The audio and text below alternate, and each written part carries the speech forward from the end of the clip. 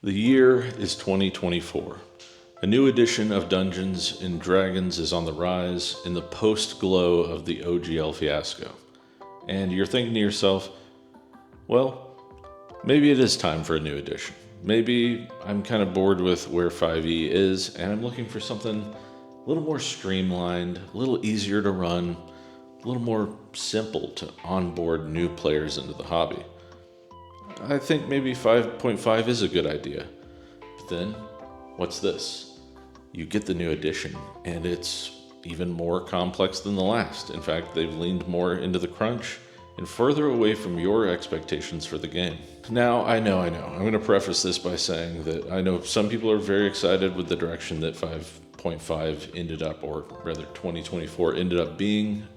Personally, I just thought, with the rise of online gaming, the general busyness of adult life, and the difficulty of onboarding people into a pretty complex at times hobby, that they would be moving towards a game that was, again, more streamlined and easier to digest. Well, folks, I'm here today to tell you that that game does in fact exist. It just comes in a different packaging. I kept hearing tales about this game called Nimble 5e, a backwards compatible version of D&D that was a little bit more about light rules, things like I cover on my channel. But as you're going to see in this video today, this ended up being a game that far blew my expectations out of the water and ended up being much more than a simple rules refresh. This is a game that I think stands on its own at this point and deserves mention within the light of all these heroic fantasy titles that are being released right now. Which I know, I just did a video about Daggerheart and I talked about it being a pretty interesting new heroic fantasy game. Well, it is, and I think there are some really cool things that Daggerheart's doing, but if you're looking for something to replace 5th edition, this might actually be the game you were looking for. So let's break into the box set, take a look at everything that comes included with it, and really break down what makes this game different and unique while still being somewhat familiar at its core. And if you like what we do here at Elder Goblin Games, remember to like, subscribe, leave a comment, and if it's still a thing, hype this video. Thanks. Okay, so we're going to have a look at the Nimble 5e compatible box set, a fast tactical TTRPG. Alright, and I just have to say, this is one of the most beautiful box sets I think I now own. It comes with this awesome map, which I haven't opened yet, but I will do so now. Yes. Anytime you give me a cloth map, that is a win in my book. This thing's cool, but it's just one of many great things within this box. So we get this nice little tab to grab everything out. And as you can see, we have 3 core books, as to be expected of a game that is kind of aping 5e or mimicking 5e. We have the Game Master's Guide, the Hero's Book, and the Core Rules. One thing I personally love to see is that these 3 books are pretty thin, which is a win in my book because it means I'm not going to have to spend a lot of time studying them. They're 3 really beautiful books. They're really high quality, well made, and they're come in that A5 format size, so they're not going to break your back when you're carrying them around to your game night. Personally, I love to see the smaller form factor size. It lets me know that I'm not going to get into this huge book that I have to read hundreds of pages of endless text. And as you can see, the print is pretty large on these, which means I'm not going to have to download an academic-sized tome into my brain just to run this game. In fact, the core rulebook itself is only about 55 pages, with some really great quick start rules in the front and the back, similar to a lot of like OSR-style games. I love seeing this form factor in this format. It lets me know that a lot of quality and thought was put into the design as well as the layout. But yeah, let's start off with the core rules and take a deep dive into this. Really, the advice says, the players, they really don't even need to read the rules. You sort of learn how to play as you're playing. There's fewer stats. There's 4 stats instead of 6. A lot of the sort of fiddly, extra bookkeeping type of stuff that slows down the game has been just cut. I like to say that Star Wars goes from, if you're watching a movie like Star Wars, it goes from interesting thing to interesting thing to interesting thing, right? Rather than interesting thing. And then, Luke Skywalker takes a nap and he goes and brushes his teeth and he has to find where he put his car keys, that kind of stuff. Like all that stuff is sort of cut out. That's sort of what Nimble does. It cuts out a lot of the waiting around in combat. In particular, there's a lot of work that goes into like meeting up to play a game. So, why not make that time? Why not take advantage of it? I say it's more D&D per D&D, right? So you can get, two sessions worth of D&D out of like one session of Nimble. Nimble is a fast-paced heroic fantasy TTRPG where bold choices and epic stories take center stage. Level 1 for all of the classes is designed to be easy to pick up, giving a small flavor of the class and introducing the rules gradually without being overwhelmed. Complexity and tactical depth is layered as you level up and progress through an adventure. A really great guide here on how to be a good player. I will let you pause it if you want to read everything, but I love seeing things like pay attention, ask questions, take notes, be creative, embrace failure, respect everyone else's time. Describe your actions, not mechanics. Yes. Be gracious to the GM. The core rules are quite simple. In fact, they fit on a total of 5 pages worth of text, which is pretty good for an A5 format. Stats, skills, skill checks and saves, and things like advantage, disadvantage, hit points, and dying are very streamlined and simplified. Even the conditions list has been shortened and is more punchy. I mean, look at the word count here. Combat is going to be much quicker and easier than you remember. We have some rules on resting and downtime, and then of course, character creation. So each choice that you make matters. The choices are less diluted. The actions, you can spin them how you want. It's very, very easy. Turns go very quickly. There's a lot of teamwork that is encouraged. You have actual choices you can make when it's not your turn. So people are incentivized to pay attention and like you can help your allies, you can interpose, you can defend, you can do lots of different cool things, but it all comes at a cost, right? So the more things you do when it's not your turn, the less things you could do when it is your turn. And folks, this is your character sheet. I mean, look at it. That is very simplified compared to games like 5th edition or Pathfinder. We have our common ancestries and then our exotic ancestries if you want to allow more options for your players. We've got simplified backgrounds and adventure motivation, which I love seeing. I think the equipment and armor is much easier at a glance to grok, understand, and reference. Same for weapons. We have our classic equipment lists that you're familiar with since the dawn of role-playing games. Then we move quickly on to magic items. Everyone's favorite part of a book, right?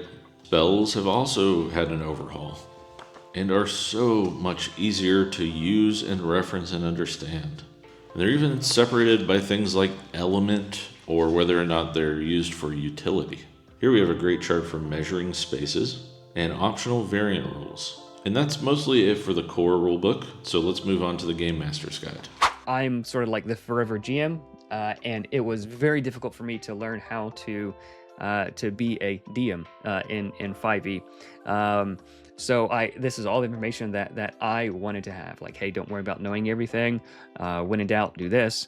Let players do cool things, be honest, be trustworthy, that kind of stuff. Like you don't need 50 pages of GM advice. You need 1 page of really good advice, right? Now the Game Master's Guide is more of the same: great layout, concise rulings, and quick references. We have our conditions once again.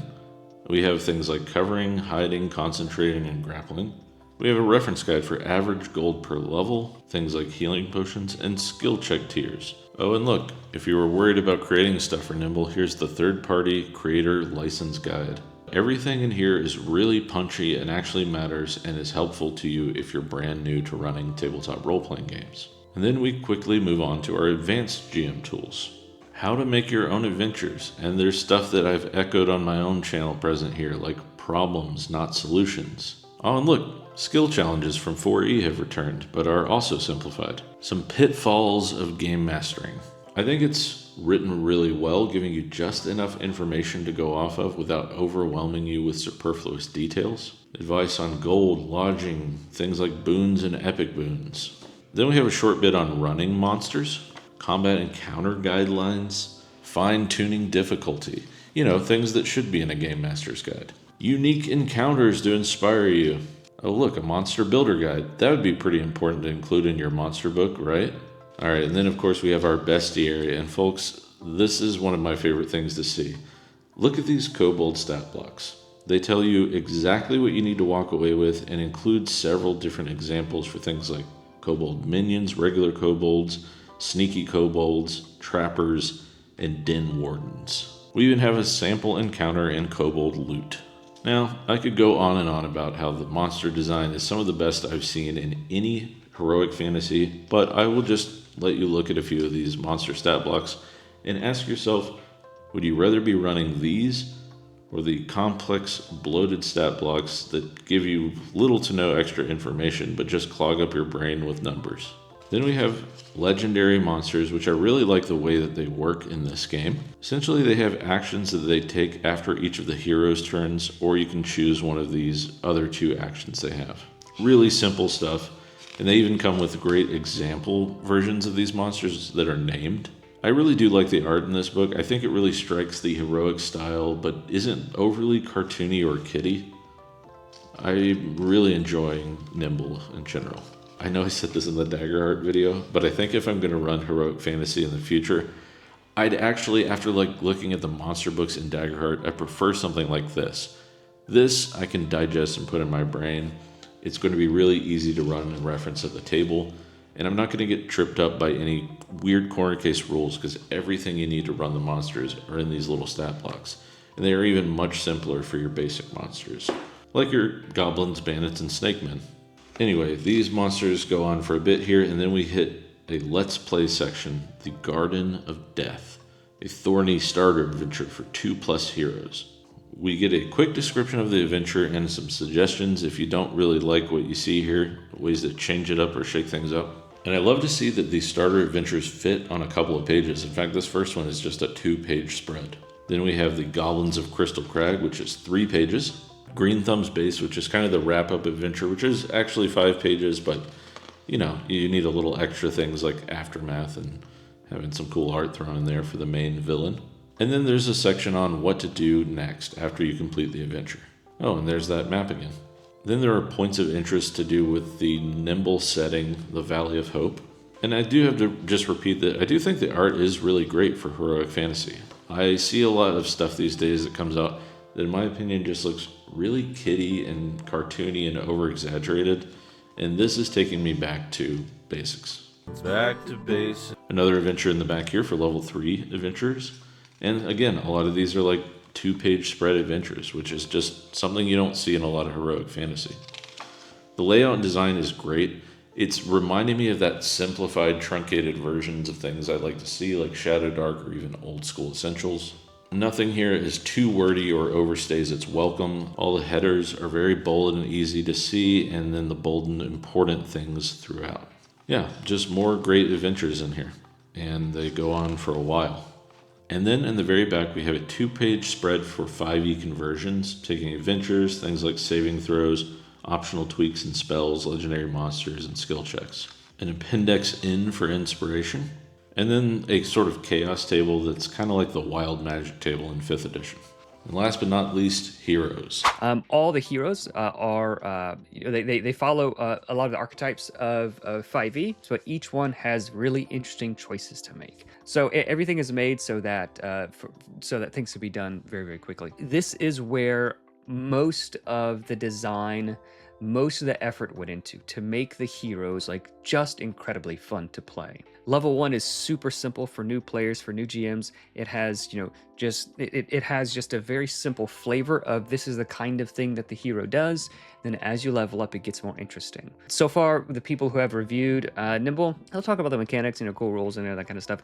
But the classes is probably where like 70% of the work went. They are very, very fun to play. Very, very cool. The basics of character creation are right here in the bindings of the book, as well as leveling up.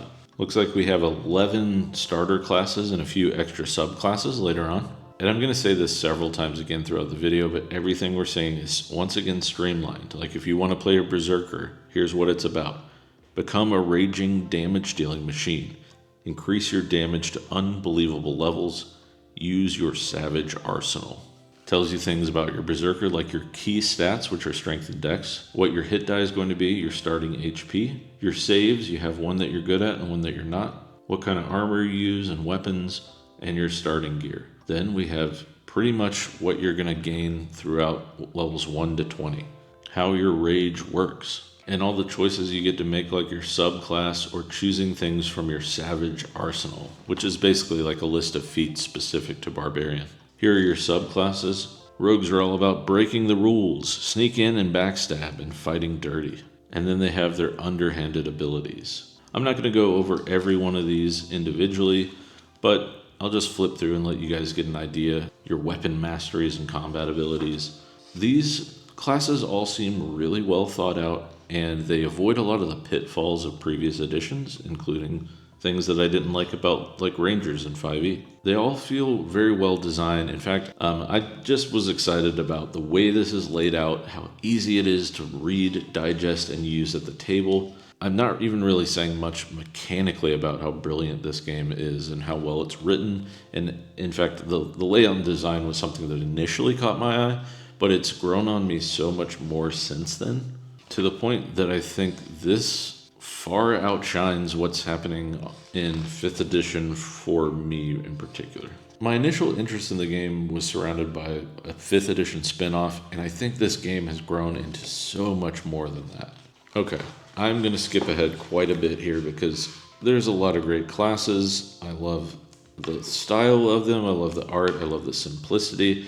I love that they get to the heart of the things you want to do in a heroic fantasy game without bogging you down in just a bunch of details that you don't need. It's really clear design, really easy to read. In fact, like even just, let's take 1 second and look at the Zephyr. If I'm trying to go through the book and remember what I had at level 3, look at that. There are about 4 sentences in a small paragraph here. That's so easy to reference at the table. I just think this game really knocks it out of the park in every category. Layout, art, design, language, terse use of rulings without a bunch of details that just frankly aren't needed. I know I'm moving kind of quick, but I want to touch on a lot of things, and I didn't want to skip over this section. I thought this was really cool. A story-based subclass section. So like if you're a paladin and you turn bad, like now you can choose. There are story-based subclasses where you can choose to like completely change the flavor and tone of your character. So when something big happens in the story, you could be an Oathbreaker instead, right? So Fallen, seeking redemption, and like it changes your entire class. Sometimes the story you play takes a dramatic turn. All but one party member dies, your patron betrays you, you save the life of a beast that now refuses to leave your side. These moments may call for an equally dramatic shift in the class you're playing, thus the story-based subclasses. A Spellblade, a Reaver, Beastmaster, and then we even have some previews of some things that are probably out by now. I think, in fact, I was sent a few of these. Let me double check. Yeah, Evan was kind enough to send me the Hex Binder, which is in this little zine format here, and looks just awesome and fun to play. This is kind of your witch. Command the powers of affliction and remedy. Weave magical sigils. Peer beyond the veil with ancient rites. It looks like a lot of fun, and again, I like a lot of the art and things, and these are your afflictions page and your mystic marks. Just really fun looking classes that I would love to play in a Nimble game. Anyway, just wanted to show that off. So those are your 3 main books for Nimble. I think one is about 112 pages. This one is about 80 something, and this one was 55. So altogether, it's less than 300 total pages for the entire game, as opposed to let's just compare it to your 5e books, which are probably about 200 to 300 page books each. And these books, along with everything else I'm going to show you that comes in the box set, is about $120 depending. And that's, quite a reduced price from your $50 to $60. I'm not even sure what they are nowadays for all 3 of your 5th edition books. But yeah, the box set also includes these cool spell cards, a really great GM screen, which I'll show off here. I just love the front page art of this too, with this manticore fighting the party. The map, of course, and I don't think these actually were included, but they were sent along with it, so I'm going to showcase them anyway. The Hex Binder, which we took a look at, Meat for the Crab King, and the Nimble Creators Kit, which I'm going to open up these 2 real quick because it's worth showcasing. Meat for the Crab King is this really great fold-out pamphlet-style adventure. And folks, I just don't think you see stuff like this in a lot of the heroic fantasy games today. I mean, just, look at your Bog Tyrant stat block. It's so easy to use. There's the whole map for the adventure. This just looks really fun, and I want to run it. So I'm going to have to try this game out. The Creator's Kit is really great too, because it shows some of the design principles put into Nimble, like avoiding fiddliness, just some things from the creator, Evan himself, maintaining the flow. These are just great principles to keep at the table, how to design classes. And I really love seeing this, so I'm going to show you the monster design. He breaks it down into things like monster roles, their attack effects, what to avoid doing with monsters. And then if you look really quick, I love to see these 3 examples, because here we have your traditional goblin boss from 5th edition. We have this goblin boss from Shadowdark, which is another game I love to compare to 5e. But then you have the Nimble goblin boss stat block, which, as you can see, is the most simple of all of them. I just think this is really great if you want to get into a game like Nimble and you're like, well, where do I start as a seasoned game master implementing, new magic items, new monsters, things like that, new spells, and how the frame works. This is really great. It's a good tool, and you should definitely grab it. If it's not included, I'm actually not sure. So, well, I'm glad I just took a second look, because this was down in there and I didn't even see it. So let's open up some of these cards and take a look at what's inside. Okay, looks like these are some of the legendary creature cards, which come with this great art. And it just has the monster stats on the back if you're wanting to run some legendary monsters and just want to show off some of the art. These are so cool. Oh man, that looks like, is that his name, Lord Soth? I just thought this was a really cool thing that they threw in. I probably need to check the box and make sure whether or not these are actually included or if this was something extra sent to me. But these are just really neat, really easy to run and read. And it also came with all of these, which I'm pretty sure these do come with a box set here.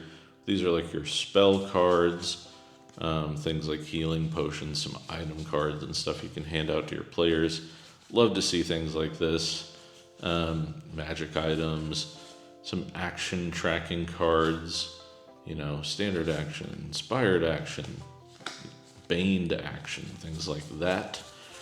These are really cool to see, and it looks like more of the same here. Necrotic spells, spell cards that just come along with the core game. So if you're that kind of player that you prefer to have things to reference on like cards, then it comes with that too. So you're in luck. And these look really great, good quality, simple to read, easy to reference, which is what I have loved to see. So thanks, Evan. Thanks for this awesome game that I really want to try now. It looks really cool. It actually blew my expectations out of the water.